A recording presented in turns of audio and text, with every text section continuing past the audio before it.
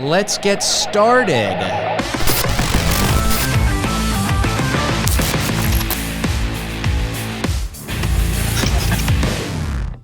All right, today on the show, we're going to be talking about the importance of a good tagline. What does a tagline mean to you, Veronica? Well, thank you so much for asking. What do you mean, what does it mean to me? When you hear tagline, if someone was from outer space, they came down, they came out of a spaceship, bloop, bloop, bloop, bloop, bloop, and all of a sudden the little thing comes down, the thing opens, a little man from Mars pops out, and he's like, what's a tagline? How would you answer that, alien? Well, I would have a lot of questions before I just straight up answered that alien's weird branding question. What do you think a good tagline has in terms of qualities? What's a good qualifier for a tagline? I would say first and foremost, it should be memorable. Memorable. A tagline should be memorable. I think when you're starting out, a tagline probably could be a little bit more positioning, focused. Yep. What do you do? Maybe Yep. it clarifies that. But as you evolve, I feel like a tagline should have a little bit of mystery to it. Pizzazz. You can have a little more fun. Well, yeah, and as new competitors emerge, they have to get back to basics around what makes them unique and why they're different and how they stand out against their competitors, their competitive set. It can be like the punchline of your brand, where it just gives a little bit more. It entices whoever is reading it or hearing it. And whether that enticing is around something funny or witty or clever, or it explains something about who you are if you purchase or join the club of this product, the cult of this product sometimes. Let's get ready to rumble! All right, Tinder, Hinge, which one? Ooh, I'm going Hinge. Okay, all right. Their tagline is the dating app designed to be deleted. They want you to use their product so you never have to use their product again. That's kind very of bold. Risky. It is risky. Right? I mean, think about how many websites or services that you use that are constantly trying to get you to never cancel your subscription, or you cancel it and then they're like, why did you cancel it? I don't use Tinder, but there was a time. Well, do you know what their tagline is? I actually don't know what their tagline. I've never used any dating apps. Right. Right's the good one. You want them to swipe right. But part of me feels like, just based on Tinder's, like what I hear about it, I feel like they want you to swipe left. It's like they want you to be... No. They want you to swipe right. Tinder, Okay. just inherently with their tagline, is transactional. They're looking for long-term use. They want you to continue using it. And if you look and you explore the way they present the brand, if you go to their website, if we were to pull it up right now, it's a collage of profiles. All different, carefully curated, male, female, non-binary, black, white, Hispanic, the full spectrum, which they've done a great job with. But that immediately hits you over the head with the fact that they want you to know they have all the profiles. Well, they're leaning into it because they're saying if you have a type, your type's on here. Well, that's true. They got all the types. Yeah. But if we come back to Hinge, when you go to their website, what do you see? Immediately relationships. It's couples in this montage. Yeah. You see them on a perfect date. You see them getting together in front of This is something, if you don't have that special someone in your life, makes you immediately not feel good about yourself. That's true. They are communicating. They're showing you success stories. Aspirationally what you want. Totally. Which is to be with someone, to find someone. To find that special person. And when you click down through their website or even look at their top level menu, mission is their number one item. First. Mission and you driven. can see that their mission, I think that part of their mission, though, is sort of predicated on Tinder's existence. It 100% is. Tinder's the 800-pound gorilla in the space, and they need to differentiate themselves. They need to say, all right, well, maybe you've used Tinder, but we know Tinder, and we know the market better. We've got a better product. We've got a better place to be. You want to talk about knowing the market and wanting to be better. Let's talk about Bumble a little bit. I mean, I feel like Bumble is a perfectly interesting story for this case because, I mean, Tinder's had some weird bouts in the news. And the founder of Bumble came and started Bumble as an ex-Tinder employee. She had some internal issues. They had some, I'm not sure if it was sexual encounters or some sort of other discrimination. Sounds on brand for Whatever it was some Tinder dirty laundry. And she said, F this, I'm out of here. and I'm going to start my own thing. And so with Bumble, they've kind of flipped the paradigm around where the woman is in the driver's seat. Now, I don't know how they handle that with gender roles and everything else in terms of... They've put out statements about it. It was originally designed to break the tradition of heteronormative apps, but they've figured out a way with their algorithm to allow same-sex or non-binary folks who are seeking each other to determine who makes the first move. Well, it's kind of a beautiful... They've adapted. It's kind of a beautiful thing because for a lot of situations, the interaction is sort of predicated on someone else sort of taking the lead. And so for you to sort of make it so that it's not just, okay, match, someone said yes, someone else said yes, and then what do they sit in a message queue that maybe you don't even respond to? I mean, in this era of digital dating, more and more people are just ghosting. It's not just a new thing. It's the old thing. It's just how people act on these things. They're so transactional. Dating happens so fast. You fall in love, you move on, you go to the next thing, and you can literally block somebody with a button.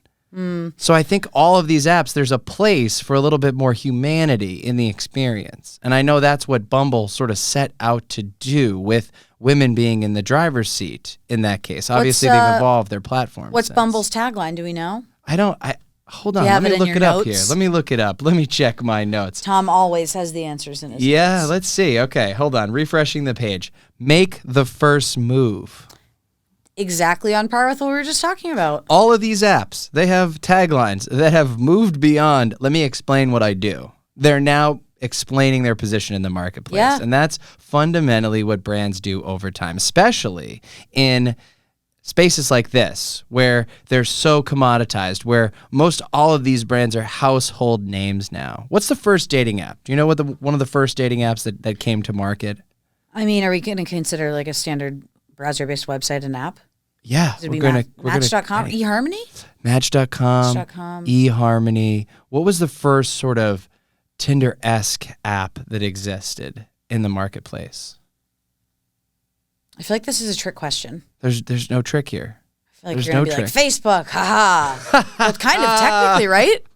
I guess. Wasn't that with the poke Zuckerberg's button, original? Was the poke the... I thought it was like originally hello? like rating women on campus. Do you know how people dated in Victorian times? Yeah, they poked each other. No, that's not how they dated. And they adapted it. They had, oh my, I have to send these to you. They had these Victorian dating cards where men weren't supposed to talk to women in social situations if they didn't know each other, if you weren't already mutually connected. But the lady could invite the man out on a date in Victorian times. I hate Did you watch Bridgerton? I knew you were going to say Bridgerton. Is it Bridgerton? It's definitely Bridgerton. Okay. I am so sick of the like women marriage, have her hand, like prove your chastity. I can't.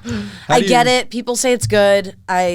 I'm just over that storyline. Okay, well, forget the storyline. All I'm talking about is Victorian dating, all right? When I know I'm down a rabbit hole here, but for We're down a rabbit hole. For those that don't know about Victorian dating. What was the tagline of Victorian dating? Victorian dating cards where you would say, like, the card would say something simple like, can I walk you home? Or would love to escort you to a nice dinner. Like, they were cards. You wouldn't say anything. You weren't supposed to talk. You just sort of slip somebody a card. And then if they wanted to connect with you, they would connect with you that way. So that still put the onus on the woman to... Yes, that's true. In Victorian times. Okay, so we devolved and now we're... Evolving again. Yes. Beautiful. It's wonderful stuff. Okay. So I think what's great about Tinder and Hinge, and really the dating platforms in general, is they give us a chance to really explore what a tagline can mean for a brand. And when it's time to refresh your tagline is really up to you. But often when I talk to business owners and I ask them about their competitors, they give me a blank look. You have to pay attention to what your competitors are doing. You have to do the benchmarking. You have to get a sense for what other people are doing to present and position themselves in the marketplace. Mm-hmm. And the last thing that I really want to say specifically when we talk about taglines is keep it fresh. Don't be afraid to make changes to it over time. A tagline can, in some ways, be a rallying cry. It can be something that's a brag moment. And so have some fun with it. But if it ain't broke, don't fix it. Yeah, that's true. Some brands, like let's say Dunkin' Donuts, have really centered on a tagline that works. Yeah, I would say America runs on Dunkin'. which is interesting there because they were Dunkin' Donuts with the tagline America runs on Dunkin', not America runs on Dunkin' Donuts. See, I still call them Dunkin' Donuts. I know you do, but they're waiting for our generation to die off. So then the new generation is reborn only knowing the world of Dunkin'. But this is a case of the tagline also being so strong and having such firm positioning that they actually eventually announced they were dropping donuts and just became Dunkin'. So was the tagline actually leading this? That's true. Change? That's true. What role did the tagline have in their brand? So if we look back in time, and I could pull just a couple fun ones. There's some taglines that they used over the years that I don't think have aged well. You're still Dunkin', 1993, 1997. Something fresh is always brewing here, 1997, 1998. That only lasted a year. Loosen up a little, 2000. That is so Quincy, Massachusetts, which is where Dunkin' Donuts originated. One taste and you'll understand, 2001. Join our drink the Kool-Aid. Just the thing, 2002, 2004. Okay. Yeah. When did America Runs on Dunkin' come? 2006, and then they just shut down their Wow. whole marketing division around taglines. And they no just more said, work "Yeah, went into you it. fired everybody, We go changed the home." name. We got a good We thing got it. going. Get out of here. Clean Wrap your it up. locker out. It's interesting. I feel like a tagline can definitely entice people, excite the consumer. It can also align, as you said, a rallying cry. It could create an exclusive club that people want to be a part of. Apple, for example, think different. Yes. So then you, by becoming Yes. an Apple consumer of their products, you too can think different if you buy this. Now, I think while we're on this journey of the tagline, let's talk a little bit about audio mnemonics. Ba-da-ba-ba-ba. What brand? McDonald's. Obviously. Do you remember when that came out? Justin Timberlake involved in the release. Justin Timberlake Yeah, you was don't involved. Remember that? Yeah. Justin Timberlake was implicated. They had a in the- whole I'm Loving It campaign. He was just Ba-da-ba-ba-ba. one celebrity of many. But you mentioned audio mnemonics when we were talking a little bit about planning for this episode, and I feel like that was something you wanted Yeah, to it's like explore a little more. your brand's audio fingerprint. Yeah. And it's interesting too, and it doesn't technically have to be a jingle. It can be like a certain sound. I mean, is a jingle and an audio mnemonic the same thing?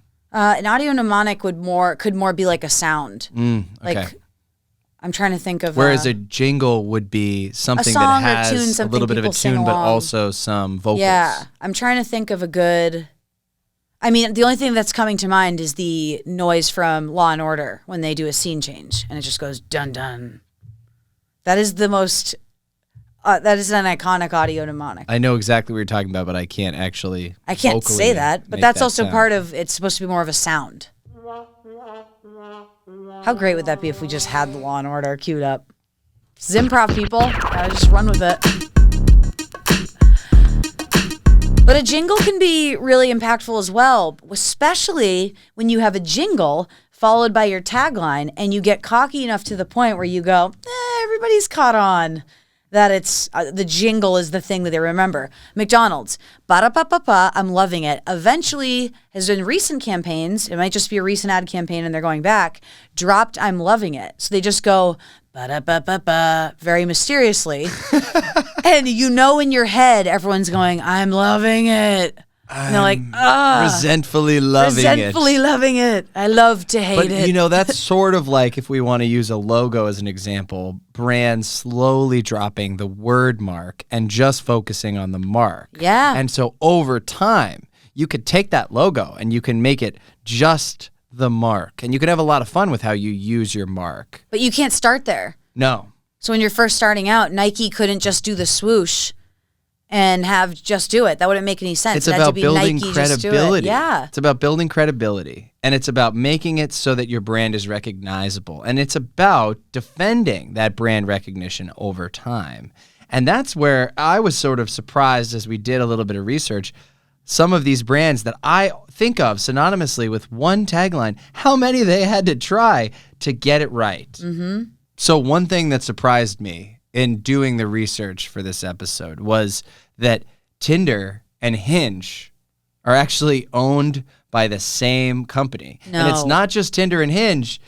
There's a whole bunch of dating apps, Plenty of Fish, etc. At the end of the day, They have a digital it's dating monopoly. one company that owns it all. It because does. you know someone sitting in a conference room and saying, well, let's keep Tinder over here.